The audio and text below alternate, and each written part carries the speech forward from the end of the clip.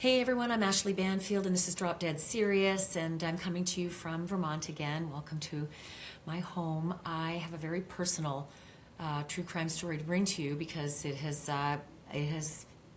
come very close to my life. Savannah Guthrie's mom is missing, and Savannah and I have been colleagues for years, going back 20 years. We're friends, and when I heard the news, I was floored.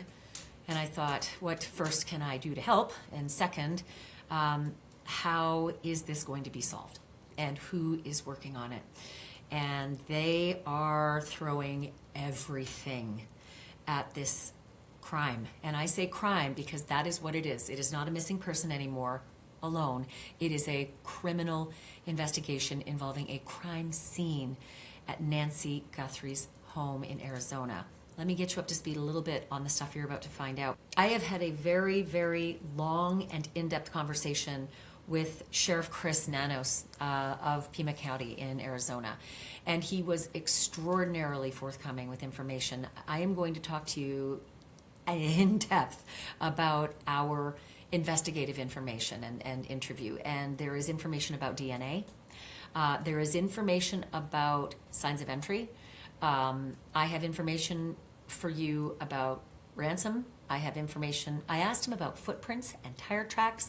I have information about the scene itself. Was the concern inside or outside the house? I've got new answers on that. Basically, I have a lot of information that I didn't hear earlier in the news conference. So I'm going to bring all of that to you. But I want to take you to the beginning. I want to start from the very beginning in how the story broke, what happened, and how Savannah and her family even discovered that their mom, Nancy Guthrie, was not at home and that it was no accidental disappearance. So you would know by now, obviously, that Savannah has been for over a decade the host of the Today Show. And I should just let you know that this was really, really hard on her colleagues at the Today Show. Craig and Chanel opened the Today Show today without her, and they told the audience exactly why Savannah was not on the set. Here's how they began the day. Take a look. Right to what is a deeply personal story for us. Nancy Guthrie, Savannah's beloved mother, has been reported missing in Arizona. Nancy, who is 84, was last seen Saturday night and reported missing on Sunday by family members. Savannah saying in a statement, on behalf of our family, I want to thank everyone for the thoughts, prayers, and messages of support. Right now, our focus remains on the safe return of our dear mom. We thank law enforcement for their hard work on this case and encourage anyone with information to contact the Pima County Sheriff's Department at 520-351-4900. So Savannah's mom, Nancy, is 84, okay? And she was reported missing on February 1st from her home in the Catalina Foothills, and that's just north of Tucson, Arizona. You should know that the call came in mid-morning on that Sunday, okay, Feb 1, and it has been around the clock since then. The family members said that they were first alerted that something was wrong when somebody from Nancy's church reached out and said that she wasn't at church Sunday morning. But what's important is that the sheriff told me that the family members, there was a member of the family who had dropped her off the night before. I think the time was around 9:45. So the last known sighting for Nancy Guthrie was when the family member dropped her off on Saturday night. That would be the last day, 31st of January, at around 9:45 at night. And she might have been getting ready for bed and, maybe taking medicine. She takes medicine every single day, critical medicine. This is important. You're going to find out about this. Critical medicine that she cannot be without for 24 hours. And we are beyond the 24-hour mark. So there is a grave concern for her health and safety right now. So as soon as the family members heard from this church member that Nancy hadn't shown up for church, they went to the house. And whatever they saw, they realized something isn't right. And I'm going to tell you all the signs that they saw that we know about, that when the police saw that, they knew right away there was a big problem. But the family members called 911 right away and said, we think our mom is missing. And so the police arrived en masse, and at first they thought, with this early information, that this might be elderly woman, 84 years old, maybe wandered off, maybe signs of dementia, that kind of thing. No. Nancy Guthrie does not have any dementia. She is, as they say, sharp as a tack. So this was not a wandering situation with an older woman. This was something different. And so a massive search followed right away. There were ground crews, canine teams, drones, aircraft. Get this, more than 100 sheriff's department vehicles and law enforcement vehicles surrounded Nancy's home and began the investigation. Homicide teams came right away, even though they thought this could be a missing person, right? An accidental or a forgetful or something. Homicide teams were in that house right away, and that was the indication there's something more here, right? So what began as the missing persons case, that has now escalated into something way more serious, because now the search and rescue operation has been stopped, and it has been stopped, they say, permanently, unless and until there is a reason or an indication that they need to reignite it. That worries me. And you're going to find out why. Because clearly the word that comes to mind is kidnapping. And so I asked the sheriff, do you have a kidnapping on your hands? And he was very blunt with me. You're going to hear that in just a moment. What he said was the indications at the home, were so suspicious and unusual and unsettling that all indications early on made them believe that it was a criminal investigation. And as the day wore on, it 100% became a crime scene and a criminal investigation. So the Pima County Sheriff, Chris Nanos, confirmed that investigators say Nancy Guthrie's disappearance is a crime. And after processing the home, the sheriff actually said that there were things that not even seasoned detectives, but all the detectives realized right away. And I know what you're thinking, maybe she was picked up for an event with somebody else and just didn't take her cell phone or forgot to tell the family members. It's nothing like that. It's nothing. Family wants to be really clear about something right away up front. They say that she was of sound mind, fully competent in that way. The only thing that Nancy Guthrie has is physical ailments, just, mobility issues, the stuff that comes with age when you're 84. She took these daily medications, right? And it was very upsetting to hear Chris Nanos, the sheriff, say she has to take them every day. And in a 24-hour period without taking them, it can be lethal. Now, I don't know what kind of ailments she might have, but, diabetics, they can't be without daily medication. I mean, it can be really dangerous, right? And so what I can tell you is that Sheriff Nanos made it abundantly clear that the investigators do not believe that Nancy Guthrie walked out of her house of her own volition. They said she was taken out of that house, forced out of that house. They say she can't walk more than 50 yards on her own. So that might take you to a driveway, right? Might take you to a long driveway. But after that, it's not like whoever takes her or forces her is going to be able to walk her a long way away to a waiting vehicle that was trying to, spirit themselves away from any cameras that might see them. Nancy Guthrie couldn't walk that far. So now this sort of opens the mystery up, right? If someone's forcing her out of the house, where are they forcing her to? Because if she can only get, kind of to the driveway or just a little bit down the driveway, but barely much longer, there has to be a car in the vicinity, some kind of a vehicle. I asked the sheriff about this. You're going to hear from him and what he had to say. And actually, he was quite surprised at the line of questioning. So I've already said they don't believe that she left alone. But more troubling than that, the authorities have confirmed that her cell phone was at the home. There is a local report, that says her purse, wallet, cell phone, vehicle, all found at the home. Sheriff confirmed definitely the cell phone and her vehicle. He was going to look up just to double check on the purse and the wallet, but it sort of stands to reason, doesn't it? If you're leaving your home and you're leaving your cell phone and your medication. And I should tell you, the sheriff talked why they believe that she's without her medication. We'll talk about that in just a second. The detectives are now fanning out all throughout the neighborhood, going door to door, asking people, help us, give us anything you have. If you have knowledge, if you saw something, there was a vehicle you'd never seen before, didn't think much of it, no detail is too small. We always say that. No detail is too small. They're also asking for ring cam because always catches them, right? Surveillance footage. It always catches them. There are eyes everywhere. And let's just hope that in this particular neighborhood, seems a bit rural, but there's going to be some kind of surveillance, right? Even Teslas, they got cameras going at all times. If they have that setting, turned on, Teslas can actually operate as like a 360 camera.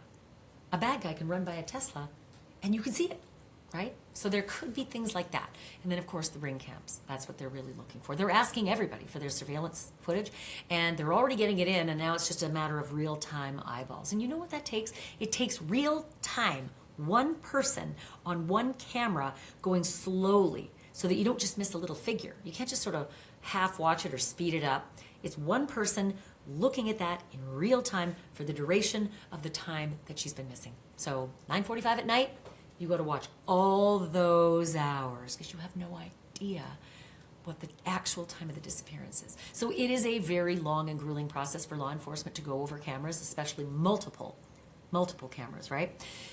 Cameras is a really interesting story at Nancy Guthrie's house because there are cameras in her house. And I asked the sheriff, inside or outside? You're going to get that answer and what they're doing with them right now. If there were cameras inside, I mean, that would have been the whole game, right? But they don't believe there's any cameras inside the house. They do say there are cameras outside the house and that they are reviewing, but it's not as easy, right? Just to grab a camera and push play. There are all sorts of issues with that. And so the sheriff is going to go through with you what they have to go through in order to access whatever's on the cameras. But that could be a boon, right? Huge amount of evidence. So they're in the process of doing that, getting into it to get it reviewed. And when asked whether Savannah Guthrie herself is there, she is. She beelined it from New York, right? She was supposed to be on the air this morning, but she was down in her hometown at her mom's house by today and helping. Sheriff Nanos said that she's been incredibly helpful, and so has the rest of the Guthrie family. So that's really lucky. And I actually spoke to the sheriff about how knowledgeable Savannah is because she was a lawyer and she does a lot of true crime. So she's going to be extraordinary in terms of being able to provide detectives with all the things that they need and the things they may not even know about Nancy that they need. I asked the sheriff if Savannah Guthrie or her security team has received any threats or requests for ransom. He will give you that answer in just a moment. He said investigators aren't dismissing any angles of the story. I should tell you this as well. This is a really big week for Savannah. She was scheduled to be in Italy on Friday for the opening ceremony of the Olympics. And if I could tell you, I did this once. I covered the Olympics for NBC. And I'll tell you the amount of research and planning and studying and logistics in order to get to day one of the Olympics is massive. So she is now going to be sitting that out. And that is very, very hard. This is a massive thing. Only comes every 4 years. And so she will not be doing this. She will not be doing the Olympics coverage, which is heartbreaking. And they'll have to get somebody in and up to speed real fast 4 days before it all starts. Instead, Savannah is living a nightmare with her siblings and her family, trying desperately to find out what has happened to her own mother. So earlier, I had this incredible conversation, as I said, with the Pima County Sheriff, Chris Nanos. And before I play that conversation, which has a lot of new information, including the DNA, I want to thank you so much from the bottom of my heart. You know how much you mean to me. I can't do this without you. I also can't do this without my sponsors. So quick message about Cook Unity because they've been a lifesaver, not only for this podcast, but also for my schedule. It is the world's first chef-to-meal delivery. It means you get fresh meals made by these award-winning chefs delivered right to your door, and they're ready in just minutes, and they're not yucky. Because I do this. I don't like yucky stuff that looks gross. So when I got this and I put it in the microwave, because yes, I'm a microwaver, I couldn't believe it. It looked like a restaurant. It was nice. It was yummy. Real stuff. The variety, hundreds of things. It doesn't matter what you like, you will find it because there are hundreds of options on this menu. Every week you can scroll through, pick what you want. And it's got world cuisine, it's got, American cuisine, comfort food, light fare, which we all need every so often. But I'll tell you, chicken biryani, I'm just going to get it. Chicken biryani, Biryani. Thai chicken sausage, all of them by Chef Arthi Sampath, who's now my favorite person alive. I'm obsessed because it's so good. But I love Thai. I love all sort of Far East cooking. But if you want some half price, I got you. Just go to the link in the description and try Cook Unity. 50% off your first order. You're welcome. Just click the link in the description below, or you can also use my code Ashleigh50. But don't forget I'm ASHLEIGH, Ashleigh50. And then also tell me in the comments which one you like the best. And good luck. Back to the case. Here's my conversation now with Pima County Sheriff Chris Nanos. This has been really confounding and pretty grueling. It's never easy. These are tough cases, but I just have such confidence in my team. They've time and time again have proven themselves, and I just know we're going to get this resolved. Is there an area in Nancy Guthrie's house of particular interest where it was more clear that it was a crime than some other circumstance? I wouldn't. Again, I can't talk to specifics about what we have in that home, but there is definitely, in our eyes, on our belief, evidence that shows and suggests that she was removed from that home and against her will, and we continue to look at some data that we think is available. It's just taking some time to get downloads in that. Whether it's digital imagery from a camera to tracking a cell phone, there's just a lot going on in technological sense of gathering that kind of evidence. So that's all taking place. I think I mentioned we're working with a lot of partners, not just in the law enforcement community, but in the private sector. Some of the big corporations, Apple, Google, whatever, they're all jumping in. So it's never fast enough, right? So that's our challenge. There was a report that the front door was wide open. Is there any veracity to that report? I don't know that that's accurate because it could be. I know that when we got there, the family was already there, and they had already spent some time looking, as you would expect. Probably we got an hour delay there from them. Not anything intentional, just that. They went and looked and made some calls, and then they decided we better call 911. So, was the homicide team able to ascertain any unique footprints outside Nancy's home or even inside? I cannot give you that. I would tell you that it is our belief she did not leave that residence on foot. Did not leave the residence, the actual home itself on foot, did not walk over the threshold? That is correct. We do not believe she left that home by herself on foot. That did not occur. And she has a vehicle. We have that vehicle. She is very capable of driving. Her physical limitation is really just her ability to move, to walk, and these things. But she's certainly got a very, like I say, very sharp as a tack mind, is function. She's got her wits about her, and she can drive. So no. But purse, cell phone, keys, wallet, and what else was left in the home that would very much indicate you don't leave without it? I don't know of all those items. I do know we've got her cell phone. The rest of those items, I really haven't heard that. Interesting. I heard you say earlier cell phone, that you were in possession of her cell phone. There was a local report from Tucson saying the purse, cell phone, and keys and vehicle were all at the home. That could be accurate, but I can't speak to that. I'd have to ask my team. Okay. Is there any missing bedding from the home? Again, I can't speak to that. Okay. Was there any blood found in the home? There's DNA evidence we believe that we have found that we are going to submit, has been submitted for rapid DNA testing. Once that breaks down to us, I think we had to get it up to Phoenix. Everybody's rapid DNA testing machine here locally, for whatever reason, was out or out of service. But that is being looked at. Once we get that, we will submit what we can to CODIS and whatever else, whatever other DNA companies we need. Those things will be rush orders. We use here from the Sheriff's Department, DL Labs, and they do us pretty good on rush orders that can get us usually 5 to 10 days. Are you able to tell me where was the DNA found that would indicate that this was DNA that was valuable to you? It's from the home is all I can tell you. Door handles? I cannot go there. Yeah. And first floor?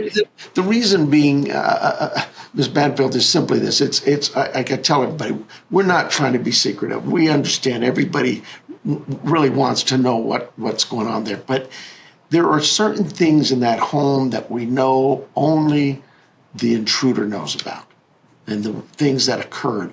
And we don't want that information out. We need to protect. Fully respect that. Yeah, I have been to this rodeo many times, and I understand your limitations, and I respect them without question. I'll ask. Please feel free to tell me if you can. Thank you. I just don't want to come I won't across hold as. it against you. I appreciate you. Cameras. I heard you say in your press conference there were cameras at the home, I believe, but I wanted to ask you if there are cameras inside the home and outside the home. I know cameras outside. I don't know what was found inside pertaining cameras. I really just don't know that. But I do know they found some cameras outside that we're trying to get help from the companies and the makers of those cameras to see what else we can get out of them. So you're looking to access them, but at this point, it's an access issue. You haven't been able to actually. Yeah, correct. Yep. Yeah, they could be, they could be cloud-based. We're not finding that. It could also be just on a server somewhere. We would rather than ourselves go into it, let the companies that are experts in this to take their time and get us what we can. And of course, Savannah and the family would probably be privy to passwords with an elderly relative. We all have elderly relatives. Oh, sure. And the family is so cooperative. They're every time they want their mom back. And Savannah, with a criminal justice background and a lawyer, is going to be extraordinarily helpful as She has been. as a teammate, more so than the average victim's family member might be. Oh, yeah. I don't know what an average victim family would be like, but I would tell you. They don't think like you. They don't think like you. But Savannah is brilliant. Yeah, I've no doubt. Doubt. We used to work together, and we're colleagues and we're friends, and so this is very personal to me as well as I'm my sorry. job for my friend. She's a good lady with a good heart, and we're not going to give up. We'll get to there. that. License plate readers and other ring cameras and license plate readers in that vicinity. Have you been able to get them? Have you been able to look? All of those things have been requested for preservation, have been sent to us, so we're in the process of doing all that. Getting eyeballs on them, but nothing so far. No prowler in the neighborhood so far that you've been able to identify. No, we've not identified any suspect. Now, remember, there are people out in that neighborhood right now, and they're doing some things. Maybe they've learned something that I'm not aware of yet, but so far I've not been briefed to anything like that. In the Tepe murder in Columbus, Ohio, the police came up very quickly with a figure, a sort of a skulking figure walking through the back alley, and they now say that allegedly is Monique Tepe's ex-husband, and that he was the double murderer. So these images can be extraordinary. There is no doubt. That's why I say we really want to be careful about any kind of person of interest until we get that digital download and can say, hey, this may be somebody we need to be looking at. I also want to be very clear about the wording. I don't want to get this wrong. You mentioned she did not leave that home on foot. And I want to make sure that you're talking about she did not walk out that front door, even with someone, that somebody took her out that front door and past her driveway. Right. So I'm not going to tell you what door they used or anything. We believe she was forced out of her home. Whether she walked out of her home or was carried out, that we don't know. But we do know she left that home against her will. That is Okay, all. and thank you for the clarity. I do remember hearing you say that Mrs. Guthrie, her limited mobility limits her to walking barely 50 yards, which would indicate that a car would have had to be close by in order to make some kind of egress. Did you find tire tracks? You should Anything in have the driveway? you should have this badge on you. You think like us. Yes, that's exactly right. We agree. We think that look, the family tells us she couldn't walk 50 yards. You just couldn't. And I think there's some frustration about, well, why are you continuing searching if you know she can't walk 50 yards? And it is because it is a process. We have to follow those processes, even if they don't make sense to some people, because what if we're wrong? What if we just miss something? We don't want to be there. We want to make sure we've done as thorough a job on both ends, on the search and rescue mission piece and the criminal investigative piece. Any indication of tire tracks that weren't her vehicle? No, we don't have any tire tracks, no. None that Nothing to go on for tire tracks, because again, No. with her limited mobility, to get her any further away from the front of that house would have required some kind of a conveyance, a vehicle of some kind. That's our belief, and of course I think the driveway it's not going to be conducive that surface. It's almost like not even a gravel, but it is almost a paved surface, so it wouldn't be conducive to No tire. mud, no No. unusual. You know how mud can be brought from another region Sure. area, and that's very helpful in the investigation, but nothing like that. No, we're not seeing anything that suggests that. And no snow, so no snow tracks. No. Yeah. No. Did she have a security system? No, I don't believe so. We've not heard that. I don't believe she did. I heard you make a mention, and it. And you're talking about like an alarm. Yeah, like an alarm system. No, we've not heard anything like that. Okay. I heard you mention, it just broke my heart. There were upwards of 100 security vehicles, law enforcement vehicles at this home. I mean, this is an all-out assault on finding Guthrie. Yeah, because it's unusual that, we get so many search and rescue missions. I trust our search and rescue teams, and they have probably close to 100 volunteers in that regard. But they get out and they do such a great job. But in this briefing I received yesterday in the middle of the day, it was a briefing that alerted me to something at that house that said, no, there's something really not right here. And you've been doing this for 50 years. You get a gut instinct. I've had gut instincts before and been wrong too, so trust me. But I just felt like there's more here than just a regular search and rescue mission. Allow search and rescue to do what they do. They do it well. But at the same time, let's get our homicide team started and get them out there. That's kind of unusual for us. But I just felt like, no, this one, something doesn't fit. Have you had any calls? Has Savannah and her security team had any calls? Because sometimes a disappearance like this, when there's a high-profile member of a family, will result in a ransom-like situation. No, we first of all, the family's been great, as you know them, and Savannah and our team and myself have been in communication throughout this. It is devastating for them. They are definitely very concerned, rightfully so. But we talked with her security team and with a number of different law enforcement agencies from federal, state to local, and nobody's heard anything like that. So that's also, it just expands the mystery. Yeah, I mean, it's possible. I mean, maybe somebody will do that, but we've not heard that. In fact, I think the plea from Savannah and the family is, and it's my plea too, is look, if you know where she's at, let her go. Just call us. We'll come and pick her up. Because there is a very big time element. What are we? 5 o'clock in the evening we're well beyond 24 hours, and from what we understand medically, if she doesn't have her medication, which we don't think she does, it can be fatal. You saw her medication left at the house. We believe from the family's report, she has no medicine available to her. Is there, other than that, which is extraordinarily serious, is there anything that is an indication in that house that Mrs. Guthrie may still be alive or may not be alive? You know, we always want to hope, right? We don't want to lose that hope. My team, the Guthrie family, this community, you know, we will continue to search and until something suggests otherwise. Certainly, we want to believe that she's alive and we'll find her, safe and sound, return her. But I would be very neglectful as a law enforcement officer, as a law enforcement agency, to just dismiss things that we're seeing in front of us that indicate a crime. And so that's why we took two different avenues of approach on this. And very quickly turned away from the search and rescue. I heard you say it's permanently suspended unless need be as you move forward. But, I mean, you've been to this rodeo a long time, and you see a scene, and you get a gut feeling. Did you have a gut feeling with this scene?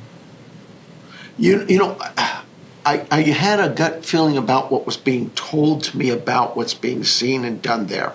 I was out there last night talking to the investigators. I think we all have some great concerns about what we're looking at.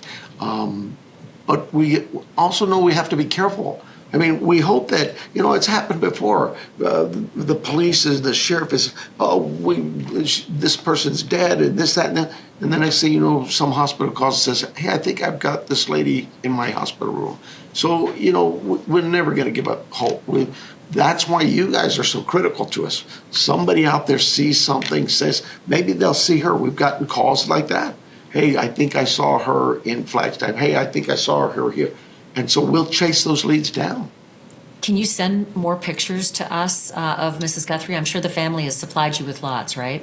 No, we really haven't. I think that is the most recent, what they just defined to us as this is her, this is, but you know, if you think that's going to help, I'm sure they'll accommodate us. Yeah. That is the biggest thing. If we can get pictures of her out everywhere, and there are millions of eyeballs seeing that woman, that jogs memories, especially if they see a woman who's with someone who doesn't look like he should be with her.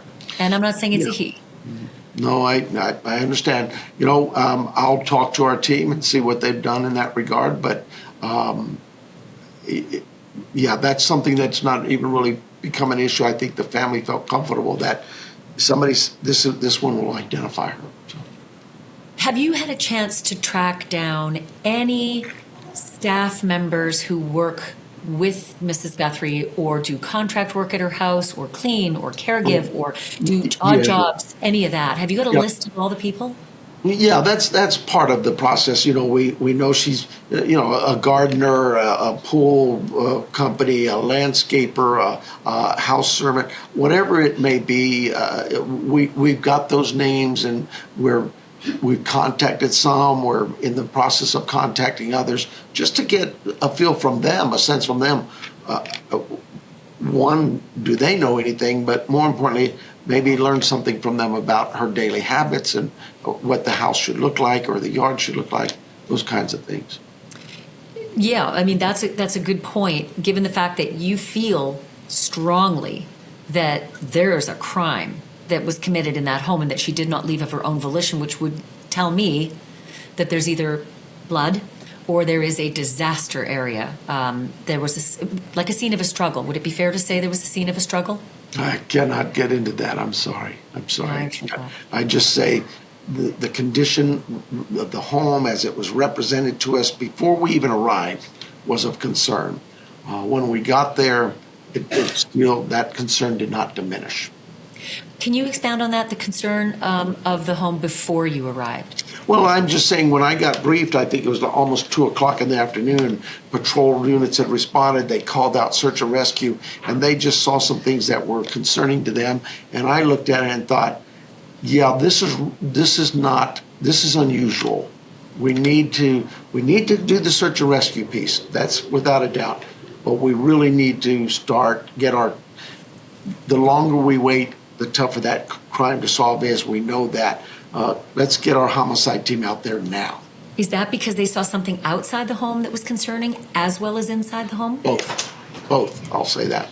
The home, it's outside, inside, all of that had some concerns for us. Or do you need me to report it to you? I have the link. Okay, should I tell them you're logging on now? I'm gonna get them off the phone right now. I have somebody who's trying to get me on their Banfield. One last question. Go ahead. Would it be fair to call this a kidnapping? Yeah, you know, I think I've created some confusion. I say a lot of stuff. I'm trying to be as consistent as I can. You know, when you're taken from your home against your will, that abduction, kidnapping, you know, all of those things apply. It's really semantics. Do you have any thoughts about a vehicle in that area that hadn't been there before? Has anybody reported anything like that? Nothing like that. We're still looking at all the cameras we can, but we've got nothing. Okay. Sheriff, thank you so much. If there's anything that we can do to help you, please reach out. We see a lot of people, and we reach a lot of people, and we'd like to help. You've been awesome. Yes, Thank you, yes, Ms. thank Banfield. you. Best of luck. So it stands to reason it's really important to share this podcast as far as you can. Share it far and wide, okay? Because even if you share it to somebody in Washington State, they may know somebody down in this community. So share it as far as you can. And anybody with information, please call Sheriff Chris Nanos' office. The phone number is 520-351-4900. I'm going to say it again. I'm going to put it in the description as well. Sheriff Chris Nanos, 520-351-4900. More eyes the better, y'all. I know when we crowdsource this stuff, we can really make a difference. It has happened. That's how Gabby Petito was found. So please help us be a part of finding out what happened to Savannah Guthrie's mom. It's important to me. I know it's important to you too. Thank you so much for watching. Thank you so much for listening. And remember, the truth isn't just serious. It's drop dead serious.